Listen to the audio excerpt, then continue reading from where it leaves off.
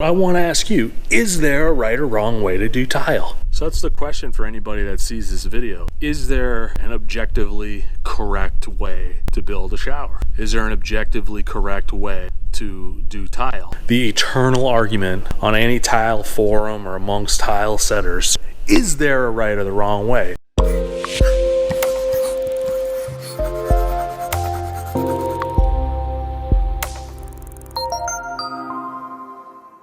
Subscribe now. Do it! You're welcome. Here we are, Jason and Ben, back at it again with part 3, local builder spotlight. Who are we spotlighting today, Jason? Jim Chapman, I believe it is. Jim Chapman Communities. He probably doesn't know anything about this house, but he is the leader of this company, so let's call him out. Let's see if he stands by his own marketing on his website. Jim is deeply committed to the success of the home building industry and has won numerous local, regional, and national awards for his professional accomplishments, not for his tile work on this project. Let's walk through some of the things that are going on. How about that, Jason? No problem. When you turn this light on in the shower, as you can see, there is a ton of lippage on these little mosaic tiles. Most of it's around the inset box. This is one of the inset boxes where they say to face mount it and then you fill out the edge to smooth it out. Well, that doesn't really work in practice. So, I mean, there is a ton of lippage here, which is against industry standards. You are allowed 1/32 of an inch of lippage. I mean, we've got easily 1/8 of an inch in a lot of places. Second main one, they kind of tried to fix it here. Yeah, it looks like they tried to fix it with some caulking, but this is supposed to be 100% silicone, not latex caulking, and every single corner here is cracked in this shower because they hard grouted it in, and when walls move, it just cracks. The main reason we're here, though, on this floor, we're gonna find out for sure when we tear it out, but there's more than likely a saw joint that runs the entire width of this entire building, because in the laundry room, which you're gonna see in a second, basically in the same spot, this crack. So for a natural crack to occur in a perfectly straight line is highly unlikely. So more than likely what they did, which we'll verify when we tear this out, is they tiled directly on top of this control joint right here without either A, honoring it through the tile work, so where you would turn this pattern the other way and make this long way joint right on the drip crack and fill it with silicone. You put down an uncoupling membrane on this whole floor. So when this crack shrinks, the energy from that doesn't get transferred up into the tile layer. And that's clearly what has happened here, because we have pretty much a straight line crack where this is the weak point of this right here is the grout, so it cracks here first. Well, this one is right in the middle of the tile because it has nowhere else to go. It's not going to crack here or here. So just follow straight down. We have a couple hollow tiles here and there from this movement. We've got a lot of disbonded tiles. That one right there for sure. That's what we're here today to do, is take out this floor, grind all the thin set down, and replace this floor. They went against the manufacturer's recommendation for the offset. States it right on the box because we have the exact same tile from Dow Tile that they used. Manufacturer does not recommend 50% offset. They recommend third or less, so that this should be right here. Second, we see all these pencil marks left over from the previous installer that was never scrubbed off or taken off the floor, and the homeowner states that they're not coming off. A couple shortcuts underneath the door jambs that weren't filled with silicone. We got one back here, it's short of the shoe mold, but just a lot of just general craftsmanship things. Also, you know, underneath the door jambs right here, you know, that makes it really hard to clean. This should be filled with some sort of silicone. Either it be white or it be gray to match the tile grout. You do one or the other, because that's very unsightly. A bunch of dirt gets underneath there. It just doesn't look very professional. This is like, what, the third job we've done like this in the last just a couple months. This is nothing new. Check out that nice cut. Yeah, look at those. Check out this really fine cut they did right there. What a, hang your head in shame, whoever did that. Hang your head in shame. I mean, it doesn't have to be perfect, but I mean, it didn't even cut the toilet didn't even cover it. So Jason, what do you think the solution is here for this bad tile work in these brand new, you know, $500,000 houses? It's really quite simple, just education. A lot of people that do this work, they don't know. And they're just sent unsupervised by other people that don't know. So it's just this huge chain of command that people don't know what you're supposed to be doing. And that's a big one too, is the supervision of these people. This Jim Chapman Communities, look at the quality in here, and his marketing is not aligning with the final product. This is why this happens with these builders, is because there's never any penalty. Do you gentlemen hold no shame? This is a 55 and older community where there's seniors in here that buy these houses expecting to get a good quality product like your marketing says. And this is what the kind of problems they're having, to where they have to pay us to come in and fix them. Have you no shame? You say you're trying to set the industry standard and improve the building industry. Well, here's your chance right here. This should be 100% paid for by Jim Chapman Communities. 100% paid for, okay? Have you no shame? I feel the exact same way. I mean, at some point this has to end, because there's just so much wasted time, money, aggravation. I mean, the homeowner stated to me that they're just thinking maybe just moving. They've had so many problems with this house. So that's not a good thing. People pay very good money for these homes, and they're just not built very well all the way around. So at some point something has to change. Maybe the people up top don't even know. You know, I highly doubt that, but you know, maybe they don't realize the extent of their problems. And the thing that bugs me the most is we get looked at like we're some sort of like garbage humans, because we're in this profession and we're trying to sell our services, because of guys like this. You know, builder and contractor has become a pejorative. You go out there and you call yourself a contractor and a builder, you might as well just say, hey, I'm a jerk, because that's how people look at you because of stuff like this. And they're almost protected by the state, almost. Right? So there has to be some outside pressure to get these guys to change their behavior. And, you know, I know not every new home builder can hire guys like Jason and I, because these houses would be more expensive. But maybe that's... No, the solution is, if you can't do tile right, don't put it in. Linoleum looks great in here. There's plenty of other flooring options that work better if you can't put tile in correctly, because this doesn't do anybody any good. This does the industry as a whole a large disservice. It does the homeowners a large disservice. Creates all these problems. Again, lost time, money, aggravation. If you can't do tile right, don't put it in. Yeah. Tile is not affordable, and it's not for everybody. So this video here is going to document everything. We're going to tear this thing apart. We're going to take a look at it. The shower's not getting torn apart because it's a whole can of worms. But by all rights, would you say that thing should be redone? I would like to see it redone. Yeah, pay for this person's shower. I mean, that is atrocious, okay? So yes, you're an award-winning builder, and you probably don't even know that this is bad. But your people, everybody who came in here, from the real estate agent to the guy, the general manager, the project manager, inspectors, everybody looked at that and said, "Yep, good to go." It's like, that is shameful. It's not, and this detail, by the looks, that doesn't even speak to what's going on behind that tile. Because if people are going to do that, leave that, what else did they leave behind the tile? There's some serious problems with this shower, and every shower in this neighborhood, if it's built anything like that, is the exact same way. I mean, this is probably a 100 to 200 home neighborhood. I'm guessing, maybe even more. And every single bathroom was tiled like this. Every single shower was built like this. That's not good. Not good. We're going to tear it apart. We're going to fix it up. We're going to show you the whole process. So maybe the project manager doesn't know anything about tile. Well, go ahead and watch this video. Now you will. Hope you had fun watching it. Be sure to like and subscribe. Comment down below. Tell me I'm a jerk. Tell us we're going to get sued. Tell us whatever.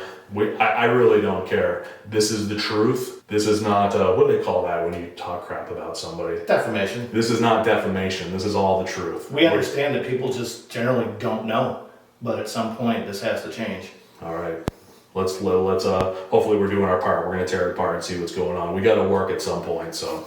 All right, here we are in the laundry room. The other room that did pretty much this joint lines up almost perfectly with the one in the bathroom. As you can see, same crack over here. Well, since this one, it didn't go through the tile, it followed over the grout joint. And if you can hear, this is hollow. So that means that one's desponded. And it's going to be the same thing we're going to find here as we're going to find over in the bathroom. They tiled right over a control joint, because you can see it right here. There's the crack, there's the joint. So all they had to do was either honor that joint or put an uncoupling membrane on this whole floor, and it would have been fine. But they didn't, so here we are. We also see Appears to be quarter by quarter trowel, very little adhesion. Ridges are not collapsed. You know, this is 50% coverage right here. Minimum standard for interior is 85%, with 100% of the edges being supported. So, one thing came up too, so good.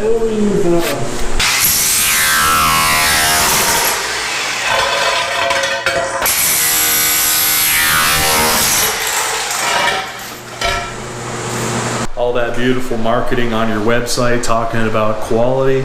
Listen, this does not reflect your marketing, sir. Right now we grind everything down. Here's another thing that's really super stupid and annoying. Stop tiling on top of paint, okay? Grind all that off of there. That's a big one. That's a big one, okay? We never tiled on top of paint when we were working for builders. And we weren't getting paid a lot either. But that's why we're here.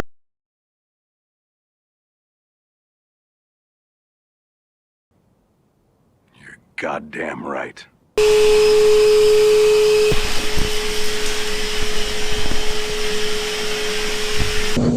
All right, we're gonna move into the laundry room now.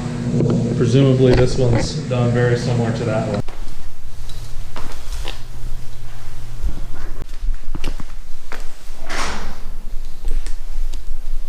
One of the difficulties is the cement work that's under the tile.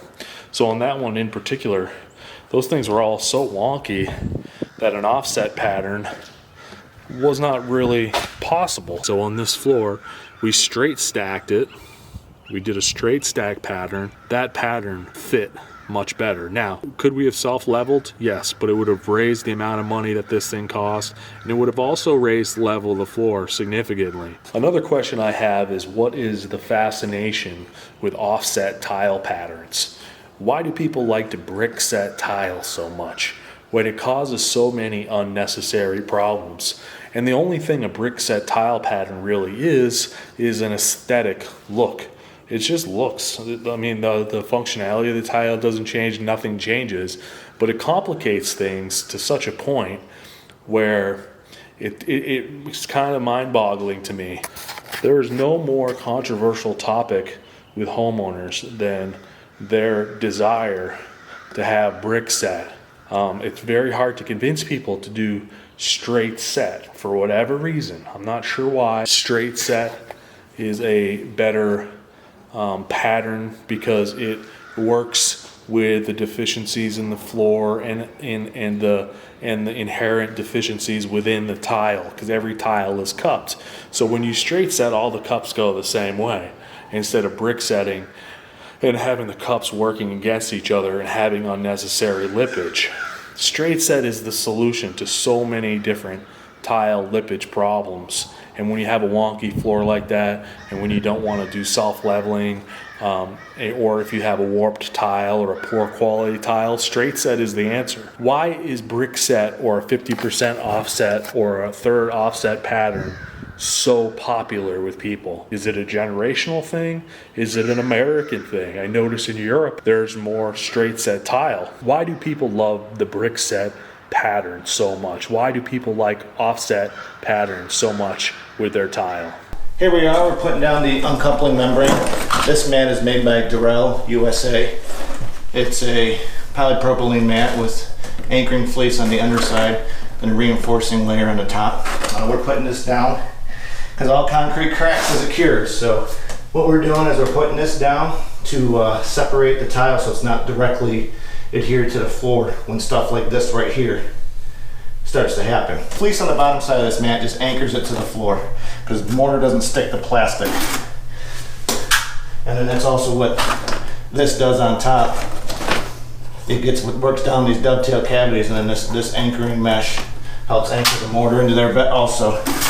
So we put this down as a precautionary measure because, again, stuff like this is going to continue to happen to this concrete floor through the life of through its life. Concrete shrinks as it cures, so little hairline cracks, you know, will show up. And then also what we're going to do is, since we have this control joint, we're going to put not only this on top of it, we're going to have our grout joint be directly or as close as possible on top of this, so that when this decides to move again, it's inside the grout joint, which is going to be filled with 100% silicone, so it'll allow for that little bit of movement. I know I'm gonna have some smarty pants on this video say, oh, no matter how much of that uncoupling membrane you put on there, if it's gonna crack, it's gonna crack. Yeah, we know. Why are we doing this? Well, this gives you the best chance of being successful. Again, we can't control what the concrete does. We can't. The best practice is for them to recess this concrete slab right here where they know there's going to be tile. And then we put a mud bed on, a floating mud bed 2 inches thick on top of here. Then you won't have any problems. But again, nobody wants to do it anymore because it takes a little bit of planning and costs more money. If this decides to move enough, it's gonna crack the tile, but you know, it's gonna help. It's gonna lessen the chance of that happening. So that's what we're going after, just trying to lessen the probability of more cracks showing up on this floor. We fill up this joint here with silicone, right? We're going to, just so a hard material doesn't go down into it. I don't want to fill it up with something hard, so in case it wants to move, it doesn't want to.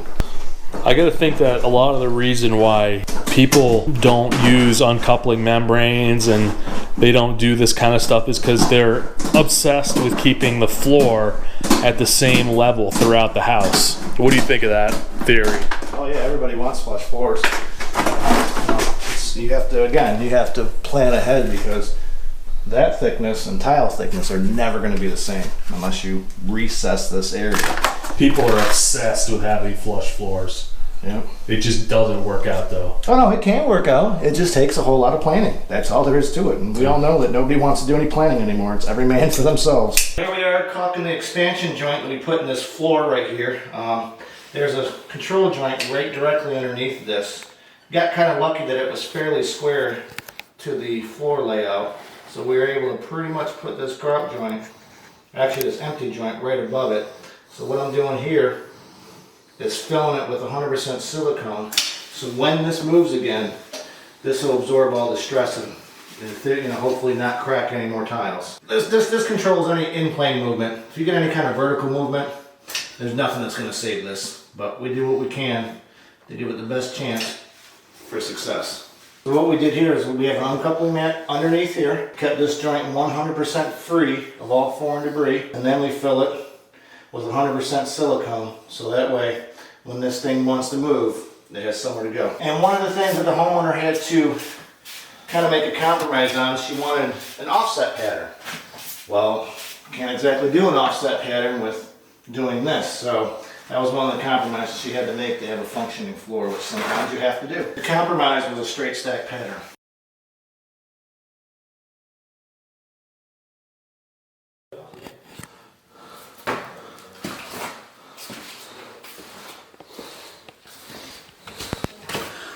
See, down there, we're gonna be siliconed all that back.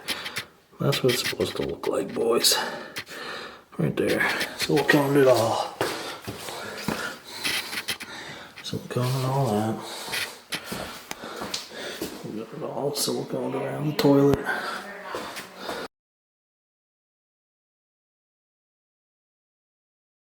Put it all back together.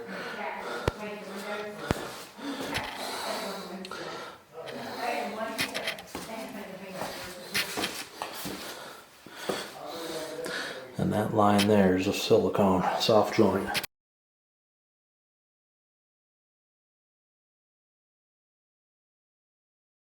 It's time for a new. You have a softer broom? This one's like our dirt. It's still a pretty big stuff. You got softer broom, let's get the big chunks.